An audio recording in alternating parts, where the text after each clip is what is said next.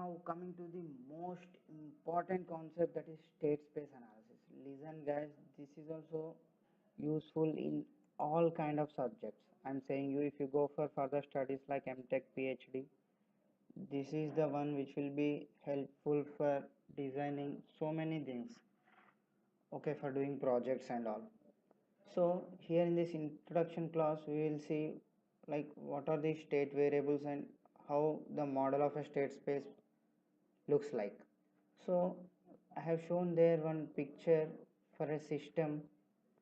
The inputs are u1 of t for a single input single output systems. So output will be y1 of t and the state variables are x1 of t.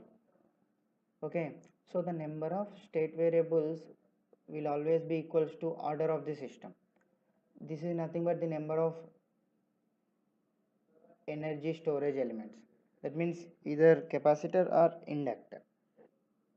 Okay, and it is also equals to number of poles of the system, because the order is nothing but the number of poles of the system.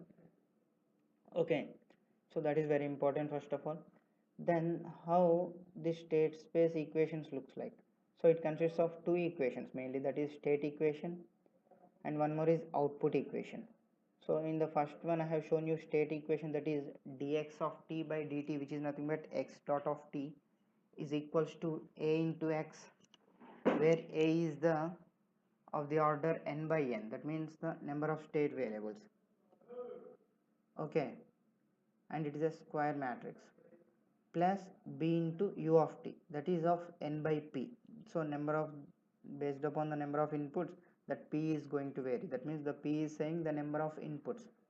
If it is 1 you will get n by 1.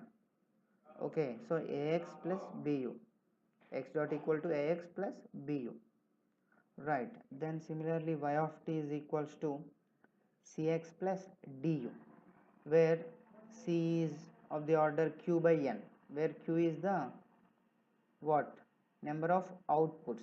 So for single output it will be 1. Similarly d, right. So that is output equation. So I have mentioned there y of t is output, u of t is input, and n is the order or number of state variables, and a is the known as system matrix and x is known as state vector. Okay, then this x of t is nothing but x1 of t, x2 of t and so on transpose, that means equals to x1 of t, that means it is a row vector or column vector, it is a column vector, and x1 x2 and so on are the state variables. Okay, so this is the introduction to the state space, right. Thank you. If you want to find out the transfer function using the available state space model, how you can do that? There is one formula, like you can easily derive this by directly applying Laplace transform on the both sides of the equations 1 and 2. So from them we can get transfer function equals to y of s divided by u of s is nothing but c into si minus a whole inverse into b plus d.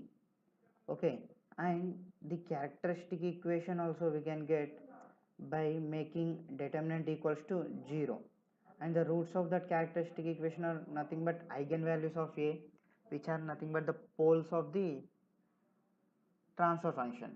Okay, so the determinant of si minus a equals to 0 is nothing but characteristic equation, and the roots of that characteristic equation are nothing but eigenvalues of a or are poles of transfer function. So right, that's it.